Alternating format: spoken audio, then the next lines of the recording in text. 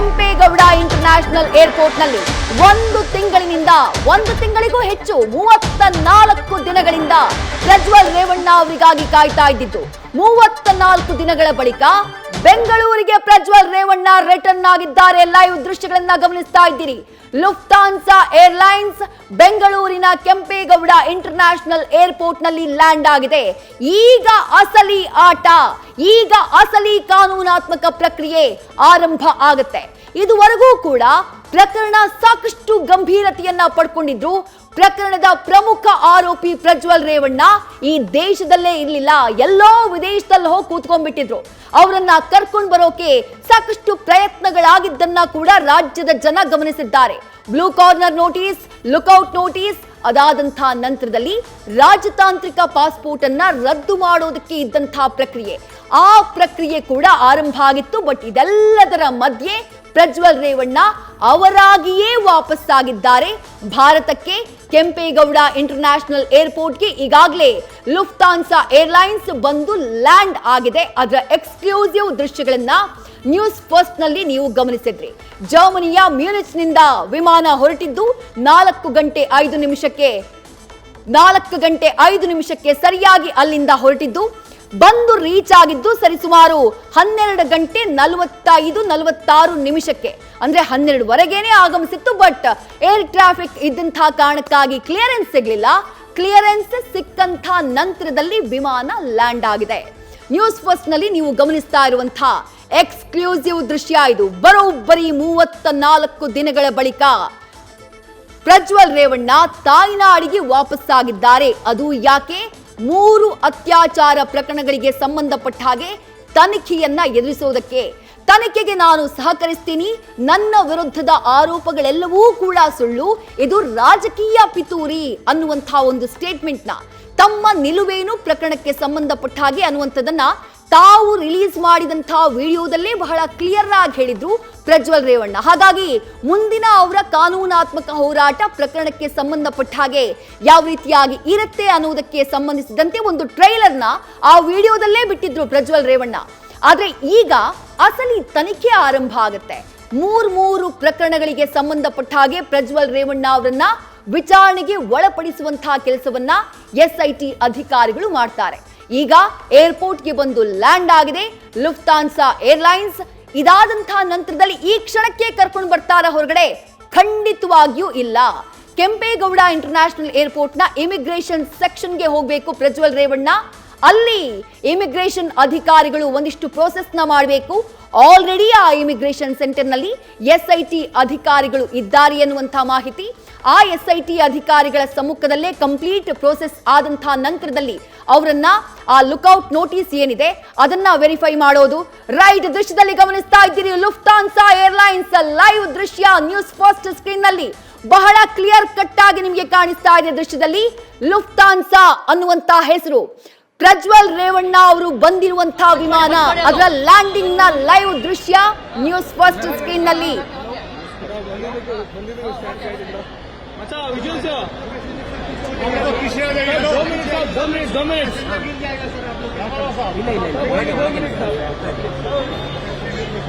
News first ನಲ್ಲಿ ನೀವು ಗಮನಿಸ್ತಾ ಇರುವಂತಹ ಎಕ್ಸ್ಕ್ಲೂಸಿವ್ ದೃಶ್ಯ, ಕೆಂಪೇಗೌಡ ಇಂಟರ್ನ್ಯಾಷನಲ್ ಏರ್ಪೋರ್ಟ್ಗೆ ಬಂದು ಲ್ಯಾಂಡ್ ಆಗಿದೆ ಪ್ರಜ್ವಲ್ ರೇವಣ್ಣ ಅವರು ಇರುವಂತಹ ಲುಫ್ತಾನ್ಸಾ ಏರ್ಲೈನ್ಸ್ ವಿಮಾನ.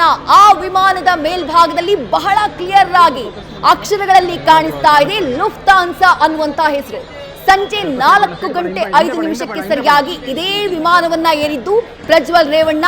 ಈಗ ರಾತ್ರಿ 12 ಗಂಟೆ 45-50 ನಿಮಿಷಕ್ಕೆ ಸರಿಯಾಗಿ ಬಂದು ಕೆಂಪೇಗೌಡ ಇಂಟರ್ನ್ಯಾಷನಲ್ ಏರ್ಪೋರ್ಟ್ ನಲ್ಲಿ ವಿಮಾನ ಲ್ಯಾಂಡ್ ಆಗಿದೆ. ದೃಶ್ಯ ಬಹಳ ಕ್ಲಿಯರ್ ಆಗಿದೆ.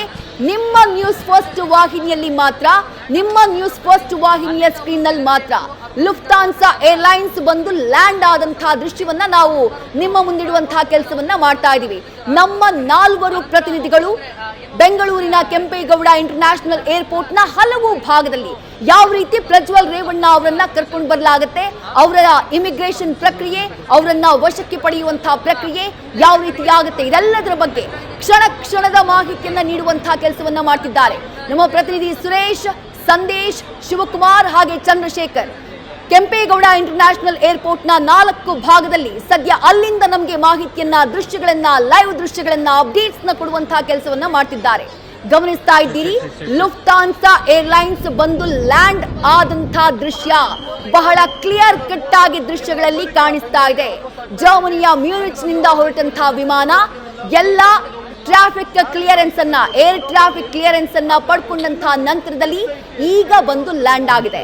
ಇದೇ ವಿಮಾನದ 8G ಬಿಸಿನೆಸ್ ಕ್ಲಾಸ್ ನ 8G ಸೀಟ್ ನಲ್ಲಿದ್ದಾರೆ ಪ್ರಜ್ವಲ್ ರೇವಣ್ಣ. ವಿಮಾನದಿಂದ ಇಳಿಯುವಂತಹ ಪ್ರಕ್ರಿಯೆ ಅದು ಒಂದಿಷ್ಟು ಹೊತ್ತನ್ನ ತೆಗೆದುಕೊಳ್ಳುತ್ತೆ. ಅದಾದ ನಂತರ ಇಮಿಗ್ರೇಷನ್ ಸೆಂಟರ್, ಆ ಇಮಿಗ್ರೇಷನ್ ಸೆಂಟರ್ ನಲ್ಲಿ ಅಲ್ಲಾಗಬೇಕಾಗಿರುವಂತಹ ಕಾನೂನಾತ್ಮಕ ಪ್ರಕ್ರಿಯೆಗಳು, ಅದಾದ ಬಳಿಕ SIT ವಶಕ್ಕೆ. ಸೊ ಸರಿಸುಮಾರು 1 ಗಂಟೆಗೂ ಹೆಚ್ಚು ಕಾಲ ಈ ಪ್ರೋಸೆಸ್ ಇದೆಯಲ್ಲ, ಈ ಪ್ರಕ್ರಿಯೆಗಳಿದೆಯಲ್ಲ, ಇದು ಸಮಯವನ್ನ ತೆಗೆದುಕೊಂಡು ಬಿಡುತ್ತೆ ಅನ್ನುವಂಥದ್ದು ನಮಗಿರುವಂತಹ ಮಾಹಿತಿ. ಅದಾದ ಬಳಿಕ ಬೆಂಗಳೂರು ಇಂಟರ್ನ್ಯಾಷನಲ್ ಏರ್ಪೋರ್ಟ್ ನಿಂದ ಪ್ರಜ್ವಲ್ ರೇವಣ್ಣ ಅವರನ್ನ SIT ಅಧಿಕಾರಿಗಳು ಹೊರಗಡೆ ಕರ್ಕೊಂಡು ಬರುವಂತಹ ಕೆಲಸವನ್ನ ಮಾಡ್ತಾರೆ. ನೇರವಾಗಿ ಬೌರಿಂಗ್ ಹಾಸ್ಪಿಟಲ್ಗೆ ಅದಾದಂತಹ ನಂತರದಲ್ಲಿ ಅವರನ್ನ ಕರ್ಕೊಂಡು ಹೋಗ್ತಾರೆ. ಬೌರಿಂಗ್ ಹಾಸ್ಪಿಟಲ್ ನಿಂದ ನೇರವಾಗಿ CID ಕಚೇರಿಗೆ ಅವರನ್ನ ಕರ್ಕೊಂಡು ಹೋಗುವಂತಹ ಸಾಧ್ಯತೆ ಇದೆ. ಇದು ಸದ್ಯಕ್ಕೆ ನ್ಯೂಸ್ ಫಸ್ಟ್ ಗೆ ಸಿಗ್ತಾ ಇರುವಂತಹ ಮಾಹಿತಿ. ಲೈವ್ ದೃಶ್ಯ ನ್ಯೂಸ್ ಫಸ್ಟ್ ನ ಸ್ಕ್ರೀನ್ ನಲ್ಲಿ, ಎಕ್ಸ್ಕ್ಲೂಸಿವ್ ದೃಶ್ಯ ನ್ಯೂಸ್ ಫಸ್ಟ್ ನ ಸ್ಕ್ರೀನ್ ನಲ್ಲಿ. Lufthansa airlines Bengaluru international airport ನ ಟರ್ಮಿನಲ್ 2 ನಲ್ಲಿ ಬಂದು ಲ್ಯಾಂಡ್ ಆದಂತಹ ದೃಶ್ಯ. ಪ್ರಜ್ವಲ್ ರೇವಣ್ಣ ಅವರಿರುವಂತಹ ವಿಮಾನ ಇದೇನೆ. ಇವತ್ತು ಸಂಜೆ 4:05 ಅವರು ಹತ್ತಿದ್ದು ಇದೇ ವಿಮಾನವನ್ನೇ. ಇದೇ ವಿಮಾನದ ಬಿಸಿನೆಸ್ ಕ್ಲಾಸ್ 8G ಸೀಟ್ ನಲ್ಲಿ ಪ್ರಜ್ವಲ್ ರೇವಣ್ಣ ಅವರಿದ್ದಾರೆ. ಪ್ರಜ್ವಲ್ ರೇವಣ್ಣ ಹಾಸನದ ಹಾಲಿ ಸಂಸದ, ಜೊತೆಗೆ ಈಗ ಅವರು ಸುದ್ದಿ ಮಾಡ್ತಾ ಇರೋದು, ಈಗ ಅವರು ಸದ್ದನ್ನ ಮಾಡ್ತಾ ಇರೋದು 3 ಅತ್ಯಾಚಾರ ಪ್ರಕರಣದ ಆರೋಪಿ ಅನ್ನುವಂತಹ ಕಾರಣಕ್ಕಾಗಿ. ಆ 3 ಅತ್ಯಾಚಾರ ಪ್ರಕರಣದ ಆರೋಪಿಯನ್ನ ಅರೆಸ್ಟ್ ಮಾಡೋದಕ್ಕೆ SIT ಅಧಿಕಾರಿಗಳ ದೊಡ್ಡ ಪಡೆ ಆಲ್ರೆಡಿ ಬೆಂಗಳೂರು ಇಂಟರ್ನ್ಯಾಷನಲ್ ಏರ್ಪೋರ್ಟ್ ನಲ್ಲಿ ಅವರು ಕಾಯ್ತಾ ಕೂತಿದ್ದಾರೆ. ಹದ್ದಿನ ಕಣ್ಣನ್ನ ಇಟ್ಟು ಕಾಯ್ತಾ ಇದ್ರು. ಕೊನೆಗೂ ಪ್ರಜ್ವಲ್ ರೇವಣ್ಣ ಅವರು ತಾಯ್ನಾಡಿಗೆ ಮರಳಿ ಬಂದಿದ್ದಾರೆ.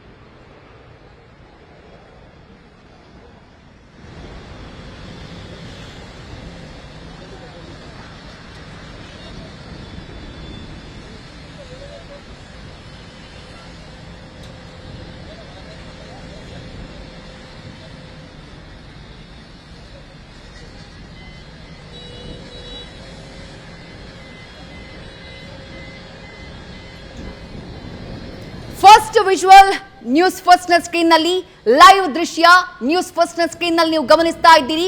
ಲುಫ್ತಾನ್ಸಾ ಏರ್ಲೈನ್ಸ್ ನ ಲೈವ್ ದೃಶ್ಯಗಳನ್ನ ಗಮನಿಸ್ತಾ ಇದ್ದೀರಿ ನ್ಯೂಸ್ ಫಸ್ಟ್ ನ ಸ್ಕ್ರೀನ್ ನಲ್ಲಿ. ವಿಮಾನದಿಂದ ಪ್ರಯಾಣಿಕರು ಒಬ್ಬೊಬ್ಬರಾಗಿ ಇಳಿತಾರೆ. ಆ ರನ್ವೇನ ದೃಶ್ಯಗಳನ್ನ ನೀವು ನೋಡ್ತಾ ಇದ್ದೀರಿ. ಅಲ್ಲಿಂದ ಪ್ರಯಾಣಿಕರು ಒಬ್ಬೊಬ್ಬರಾಗಿ ವಿಮಾನದಿಂದ ಇಳಿತಾ ಹೋಗ್ತಾರೆ. ಅದಾದ ನಂತರ ಇಮಿಗ್ರೇಷನ್ ಸೆಂಟರ್ಗೆ ಅವರು ಎಂಟರ್ ಆಗ್ತಾರೆ. ಪ್ರಜ್ವಲ್ ರೇವಣ್ಣ ಅವರ ವಿಚಾರದಲ್ಲೂ ಕೂಡ ಸೇಮ್ ಪ್ರೊಸೀಜರ್. ಬಟ್ ಇಮಿಗ್ರೇಷನ್ ಸೆಂಟರ್ಗೆ ಅವರು ಎಂಟರ್ ಆಗ್ತಾ ಇದ್ದ ಹಾಗೆ ಎಲ್ಲವೂ ಕೂಡ ಬದಲಾಗ್ಬಿಡುತ್ತೆ.